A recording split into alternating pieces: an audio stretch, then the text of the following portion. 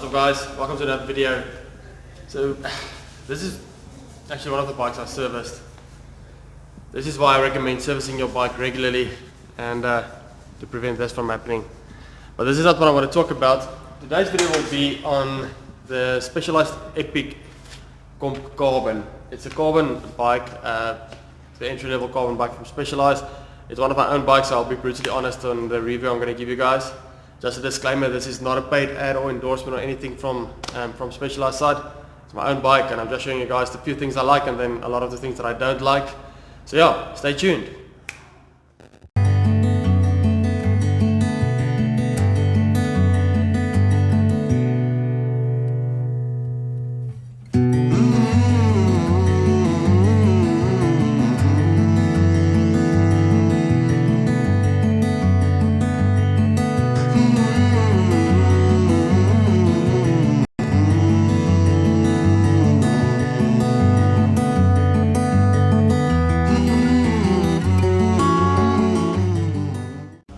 Alright, so what I wanted to do on this bike is I have a set of carbon Roval wheels. It's not the SL, it's just a normal carbon one.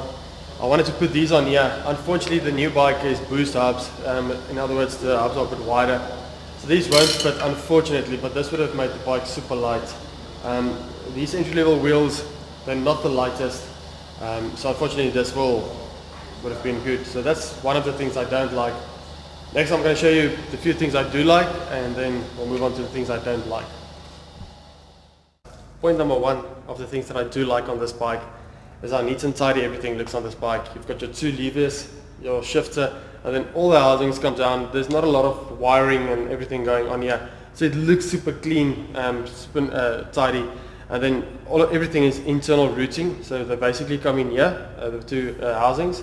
Run inside your frame, and then they've got this little adapter or clamp that they put here inside the frame that takes your housings into the lower part of your suspension and then makes it run inside your frame there as well, which makes the whole frame just look clean. The other thing I do like on this bike is the brain suspension they've got on here. It's very nice. It's expensive to maintain, depending on what your budget is, but for me it's expensive to maintain, but it just makes your ride so much more enjoyable. The fact that you can set it from firm to soft, the auto sag that it's got here, so you don't need to pump it exactly according to your weight, so you can pump it and then use the auto sag to have a perfect setting on your weight for the bike. And then the other very nice thing about this dual suspension is the fact that it can take two bottles on your two bottle cages. Not all of the dual suspension bikes have this luxury on it, so then you're going to have to put something on your seat post or at the other place on the frame. But for me personally, I think the fact that it can take two bottle cages is a big plus point on this frame. And then the last thing I do really like about this bike is the fact that it's got through axles that work with the Allen key. The one setback I thought, yes, but then you're going to have to ride with the Allen key the whole time. And then the nice thing I saw when I got the bike, it came with this little toolkit here. I'm not sure if you get this with the bike, I got it with mine. So when you're buying a Specialized, ask them, maybe they'll give you one with the bike. You've got this little toolkit, it's very nice. You can actually do everything on your bike. It's got your Torx from a 6 Allen key all the way down. Small little flat screwdriver there for maybe, I'm not sure what you can use that for, everything's Allen key. But then this makes life so much easier. You can basically do everything on your bike, take out the wheels, put them back, everything with this little tool. So that makes the bike look super clean, super fast. And then obviously with the addition to this, to be able to take out the wheels, so you don't have to ride with anything extra, and that's quite nice. Now I'm going to share with you guys a few things that I really don't like about this bike, a few things that I've already changed on this bike, and yeah, that's personally for me a few things. If you like your bike the way it is, perfect, but I'll never be happy with my bike the way I buy it. So I'm going to show you guys a few things and then I'll do some motivation afterwards.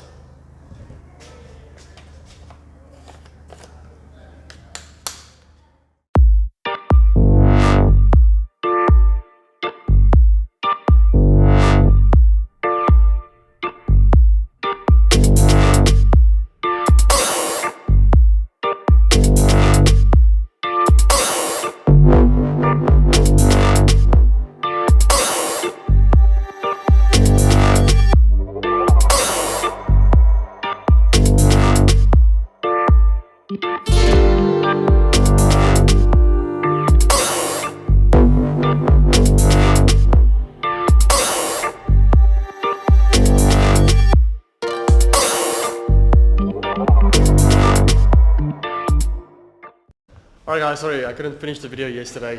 I was busy talking about my specialized Epic Carbon, and the next part I need to talk to you about is the part that I don't like, the things that I don't like about this bike.